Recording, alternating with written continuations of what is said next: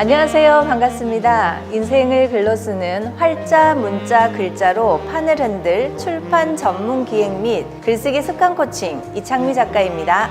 오늘의 주제는 왜 글쓰기를 하는가입니다. 글쓰기는 요즘 시대의 생존 조건이에요. 필수적인 요소이죠. 글을 쓰는 이유는 사람마다 제각기 다를 것입니다. 저 같은 경우에는요, 글은 연습장이었습니다. 인생을 연습장에 낙서하듯 써내려가는 낙서장이기도 하였고요. 아픔을 토해내며 힐링하는 연습장이기도 했어요. 목적이 있어 처음부터 글을 썼던 것은 아니었습니다. 누구에게 말로 하지 못하는 비밀스러운 내 삶을 그대로 펼치는 낙서에 불과했으니까요. 그것으로 만족하는 글이면 저는 충분했습니다. 그러면 구체적으로 왜 글쓰기를 하는지 살펴볼까요? 글쓰기는 자기 만족이라고 하겠습니다. 글쓰기 자체는 목적이 있었든 없었든 자기 만족의 글이 중요합니다. 누구에게 공감받기 위해 글을 쓴 것이 아니라면 끄적이고 스스로 위로받는 고백 같은 글을 쓰면 아픔이 치유되기도 합니다. 글은 상처를 치유해주는 특별함이 있기 때문이에요.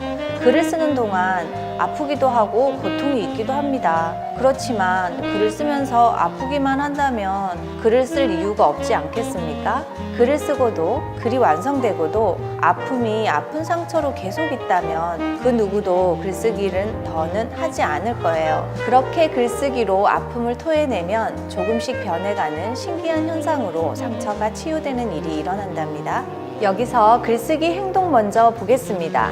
첫 번째, 일어났던 일들을 기록하는 것이 제일 먼저 해야 할 행동입니다. 두 번째, 그 일이 주는 의미를 찾는 것을 이어서 해야 합니다. 세 번째, 그 속의 의미를, 감정을 적어 넣는 것입니다. 네 번째, 깨달음을 곁들입니다. 다섯 번째, 이것을 반복적으로 책상과 친해져야 합니다. 이 5가지로 나쁜 감정들이 글쓰기로 정복되고요. 다른 것을 전혀 신경 쓰지 않고 오로지 한 가지에만 생각하니 감정에 더 충실할 수 있는 거죠. 복잡하지 않고 거창하지 않게 꾸밈 없는 글쓰기는 낡은 종이 위에 낙서에 불과하지만 글쓰기가 삶을 진정시킨다는 것은 분명합니다. 어떤 생각을 하느냐에 따라 어떤 행동으로 바뀔지 모르는 것이 아닐까요?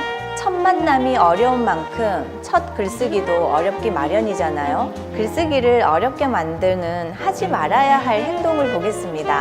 하나, 처음부터 완벽한 글쓰기를 고집하지 않습니다. 하나, 글재주가 없어서 문장이 서툴러서 못 쓴다고 하지 않습니다. 하나, 글을 써야 한다는 강박관념에 사로잡히지 않습니다. 하나, 계속 써야 한다는 의무감으로 쓰지 않습니다. 이것을 지키지 않으면 마음에 들지 않는 글을 쓰고 맙니다. 억지로 쓴 글과 여유 있게 쓴 글은 분명 글로 완성됐을 때 다르죠. 자신이 만족한다면 그것만큼 좋은 글이 또 어디 있겠습니까? 이렇게 생각하고 쓴다면 글쓰기가 두려워서 한 글자도 적지 못하지는 않습니다. 글은 마음을 준비하는 것으로 내면의 생각을 표현하기 위해 쓴다고도 하죠. 상처를 받았을 때, 소외감과 외로움이 클 때, 너무 힘들 때 말이에요. 마음의 준비가 되기에 작은 위로를 자신에게 보내는 거죠. 고요한 글 쓰는 시간을 통해 내면을 되돌아보고 마음의 변화를 느끼면 글을 지속해서 쓰는 것이 가능합니다.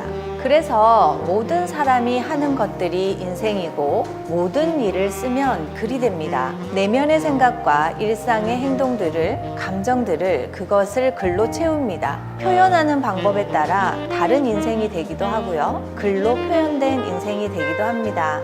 여러분 어떠셨나요? 오늘은 왜 글쓰기를 하는가에 대하여 알아보았습니다. 글쓰기는 계획한 삶을 당당하게 행복한 삶을 이끕니다. 글을 쓰면 나를 알아가는 시간이 채워지죠. 감사합니다.